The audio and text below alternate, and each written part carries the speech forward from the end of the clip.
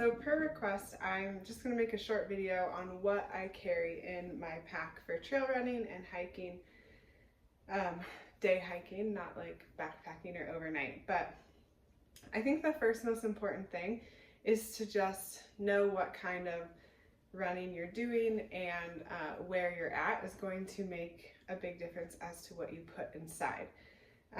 So for just basics,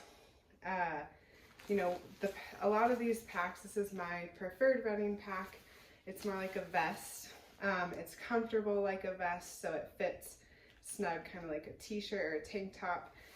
I like it because it's not mesh. I have a hard time finding some that aren't more of this mesh material that feels a little bit scratchy. Anyways, most of them come with a whistle, which is kind of what prompted this discussion to begin with. And I've had some requests on what do I put in my pack aside from the whistle. So all three of these packs, I have my husband's pack here also, they all have a whistle built in. So like his is on the strap of his pack. Mine is actually tucked kind of in above where the water bottle goes in the front. This new pack that I have that is for sale, if anybody needs a new pack, because it doesn't fit me quite right, it's inside of the zipper. So, I mean, you might already have a whistle on your pack and you don't know it. So like I said, depending on what you do really is going to matter as to what you put in your pack. If you're going in the mountains at all, I suggest having that whistle just for safety. It's designed also just for like if you are lost, you can whistle and maybe someone will hear you, hopefully. But it is also good, as I experienced this past weekend, in scaring wildlife like a cougar that doesn't like loud noises. You can also get like an air horn. This is just smaller and easier to carry. Inside the main zipper of my pack, I always have a Ziploc bag because I sweat enough that anything you put in your pack is going to get wet. In the Ziploc bag, I have a little zippy that has Tylenol, Advil, and Benadryl. So if you were to get stung by something, an extra pair of socks speaks for themselves, I think. I have different kinds of anti-chafing. That's because I tend to chafe on these longer hikes or runs. Toilet paper, and then I have a little first aid kit. It's got Band-Aids. That's my baby cougar. Get out of here, Tiny. It's got Band-Aids. It has antiseptic wipes, insect repellent, some moleskin for blisters.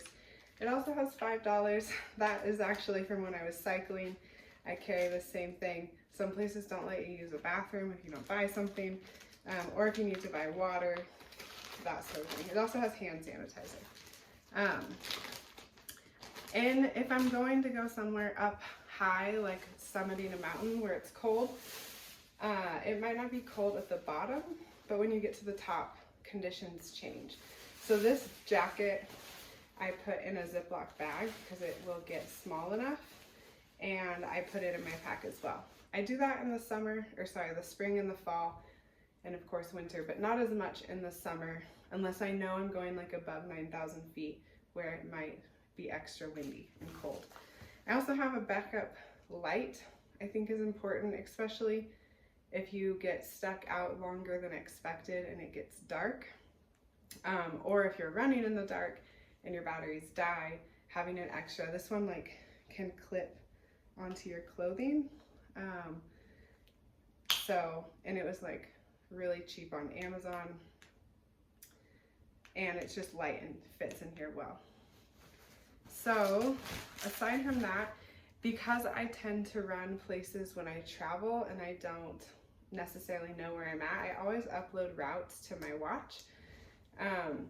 But if you were to get lost, and I know some of the races I'm registered to do actually require a backup battery. So this battery will charge my phone if my phone were to die and I need it for navigation or calling for help. And it's really light. I mean, it's gonna fit in my Ziploc bag just like everything else in there. And then of course, food. So food and water, trying to find my most important item too. I have this little can of pepper spray. So I originally bought it for dogs that, you know, try to attack you while you're running. Haven't ever had to use it on a dog, luckily. But it's obviously a form of self-defense for, humans also, and other kinds of animals. So this weekend, if you saw on my Facebook page, I did encounter a mountain lion. I wasn't very far from her. She was with a baby kitten, which a kitten looks the same size as the big mountain lion. The only reason I knew that is because they don't normally stay in pairs, but mamas tend to stay with their young for up to 2 years. And I actually knew this because watching a documentary about mountain lions with my daughter, and because lately I've just been prepared to run into some sort of wildlife because I'm spending more and more time by myself on the trail. So I think that's the key here, is if you are putting yourself out there. I was only 3 miles away. Even someone who's not running ultra marathons can be out and run into wildlife. So I had this, I'll actually give you a little demo of where everything is. So while I was running, I had my pack on. This always is either right in this side pocket, or I keep it up here with my food. Sometimes if I have so much food it doesn't fit there, so I will put it back here. Happened to have it in front yesterday or Saturday. And so, the first thing to know, you can read any of this on the internet, is that you don't run. It's the first thing I wanted to do, of course. So, we both stopped. Her kitten ran off behind her, and once she looked back to see she was gone, she made eye contact with me and started to very slowly crawl towards me. I, in that time, pulled out my pepper spray, turned it into, out of the safety, and then I knew where my whistle was, and I just laid on my whistle. She kept coming. Eventually, when I whistled, she stopped, and, I kind of looked over this and thought, I really don't want to use this on her. I don't know how close. I know now, about 12 feet. She needs to be to me before I can activate it. The important thing was that I had everything. And I'm hoping that that is what my experience can share with you, is like, short run around the Mira, short run around a trail you've never been to. Anytime you're in the wilderness, like, do you have everything you need? We don't have bears here, or we do have bears. We don't have grizzly bears here, so I don't carry a bear spray, but having the stuff you need, knowing what is out there.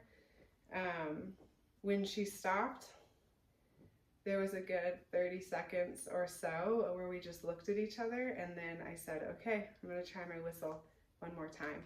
And I just blew it for as absolutely long as I could. And eventually she just kind of turned around and ran off. So we both didn't want to ruin each other's day, I think is what it came down to. She didn't want to hurt me. She just wanted me to go away. But I did feel very confident that I had everything, and that I had just went over what I would do if I saw a mountain lion. So I'm hoping that you guys out there can be smart and carry everything that you would need while trail running. And also just, knowing that trail running is very different than running out around town. My best friend and I did an ultra marathon where she hurt herself and had to be picked up. And I think that that is a good reminder that, she was hurt for a while, but we're out in the wilderness, we're out on trail, roads can't get to it, cars can't get to us. So you have to be able to get yourself to the next aid station or the next road where someone can come pick you up, and you have to have someone that can come pick you up. I think that everybody learns this, unfortunately, the hard way. I got severely dehydrated once out in the same area that my friend was injured, and I had to find some people that were camping, ask them for water, and I was so disoriented I had to have them get my husband to me because I didn't really know where I was. And I think that those are the lessons that we learn, and we then are like, okay, I'm never going to run out of water again. I need to know where on the run I can refill water. If I can't, I need to bring a water filtration system. Like, I know that we don't want to carry a lot in our packs because they're heavy, but we also have to be safe, especially if you're running alone, which I tend to do often. So I think I showed you everything I have. I highly recommend, I know my husband's same thing in his pack. He also has that lightweight jacket that we've pulled out when we are up on the top of mountains and it gets cold. So I think that's a really big thing. You know, we have pulled this out before when it was 90 degrees at home, but it's just colder the higher you get. So having those types of items that you just don't think you're going to use often gets us out of a pickle. So let me know if this is helpful. If there's anything I have that you want to know where I got it or a link for it, I'm happy to share.